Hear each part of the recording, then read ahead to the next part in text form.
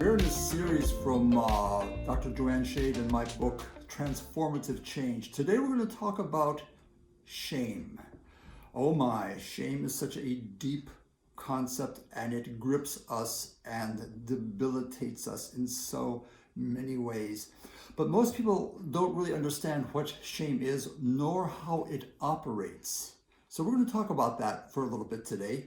This is the second shift in transformative change. The first shift we talked about in the last talk, from deception to honesty. The second shift a person makes as they're going to a deep sense of change is moving from the shame and blame game to personal responsibility.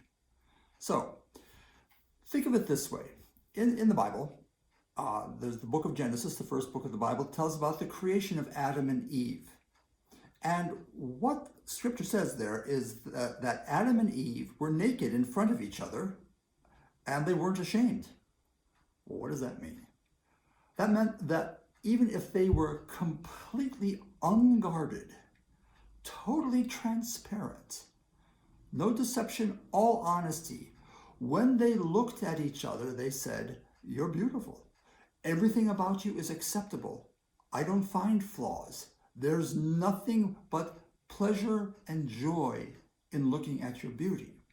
Okay? And if you look at me, Adam and Eve would say, it's the same thing. If you look at me, I don't have to shy away. I don't have to blush. I don't have to try to get you not to see certain things about me. I don't need to hide from you. Total exposure, vulnerability, accessibility, transparent. No shame. Now, after the fall, they were ashamed. After the fall, they didn't want God to see them, nor did they want to see each other, because when they would look at each other, they would feel there's something wrong with me, and you will see it. You have a reason to disregard me. You have a reason to look down at me. You have a reason to think less of me, because there's something flawed within me. There's something that's unacceptable. And so God had to cover them. And still they were not in their hearts acceptable. And that's what you and I have come into the world with. This whole sense of something is wrong within us. And everybody has this. You know, there's a book by Franz Kafka, The Trial. And, the man is accused. Something is wrong. He doesn't even know what it is. But he's accused of it and he can't get away from it. And Kafka was just into this whole idea that we all know we're kind of on trial. We're trying to prove ourselves. We're trying to make ourselves acceptable. And yet we can spend our whole lives sometimes steeped in shame. So what is a simple explanation of shame is that, again, if you, let's start this way. There's a longing of the heart, okay? I want you to know me. I want to be loved. I want you to let me love you. I want to do life with you, whether it be in a marriage or whether it be working in a church together or a baseball team or teaching, whatever it may be. But here's the thing. I'm afraid that as you get very close to me, you'll see some things about me that are undesirable. And you won't want to be with me. Now that's a fear when we probe down that almost everybody has. If you know me well enough, you won't want me. Now, if you're a narcissist, you can't relate to that, okay? If you think you're wonderful and perfect, that's a whole different story that we're not going to get into here. But most of us are aware of some flaws. That's why we dress a certain way. That's why we present ourselves a certain way, sometimes to cover up those flaws, okay? But in our hearts, we never do. Now, so let me differentiate, because some people carry around shame over things that there's nothing to be ashamed about. Here's what happens. Okay, we do life. We're born into the world and we do life, and we try to go to mom or dad, or as we grow up, other people, and say, hey, I want to love you. I want you to love me. We try to be involved in things that are meaningful. I want to make a difference in the world, right? I want to know that my life matters for something. And finally, we want a fair and just world where things make sense, where people take responsibility for their lives and own up to what they've done, And the world works, marriages work, families work, all of that sort of things, the way they ought to work intuitively within us. We know that. Now, it doesn't happen that way all the time. We run into glitches, we're not loved, or we mess up, and we mess up our relationship, or we fail at something, and we can't master the world. We have to realize that. Or we're not included in something, and some people would rather do things without us. Even though we want to belong, we're told we're not acceptable. Or sometimes, and this is for a lot of you in counseling, though everybody gets this in some way, there's trauma. There's major loss where there has been something has happened to you that has caused immense pain. And sometimes there's shame associated with that. Sometimes some people who live in a family where there are bad things happen. This happened to my father, who lived in a family where his father and mother fought all the time and horrible alcoholics. And my father lived with shame. He lived with shame, meaning I'm part of a defective system. Okay, so let me differentiate between true shame and false shame. But before I do, let me differentiate between guilt and shame. I feel guilty.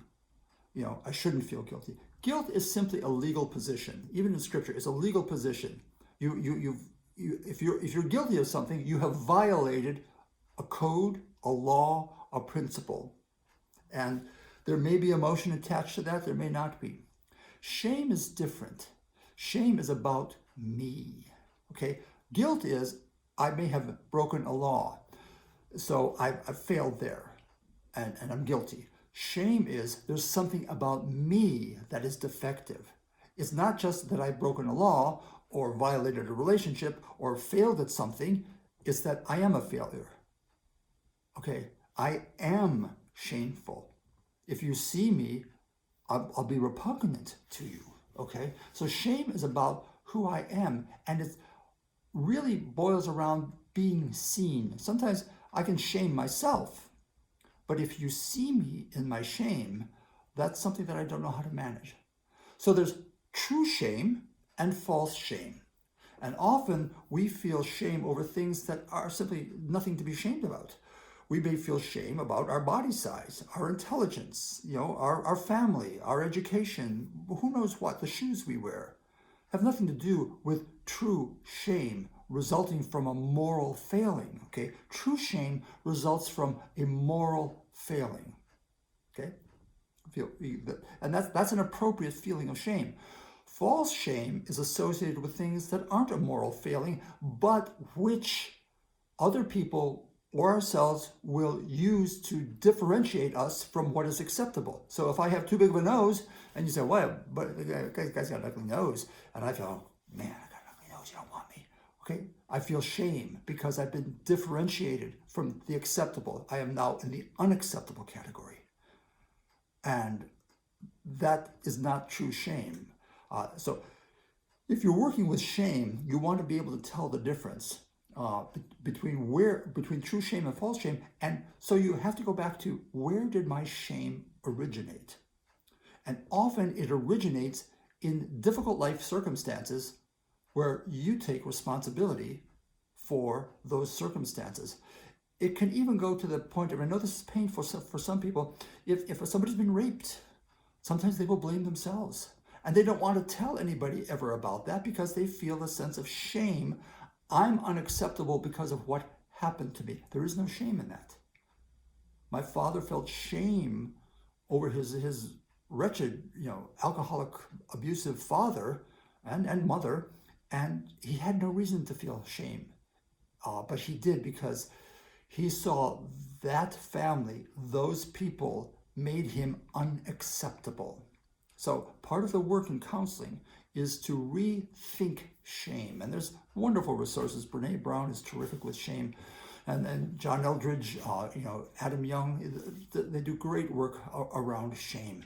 And your counselor will do great work around shame with you, because if you want to feel shame over things where you have had a moral failure, there's a place to go with that. Not the rest of your life, okay? But if you don't feel shame over a moral failure, that's a problem. but there's a shame that leads to life, okay? But there's a shame that you may be carrying that you've never talked about, that you think is too shameful for anybody to ever know because it will render you unacceptable. That keeps you in prison.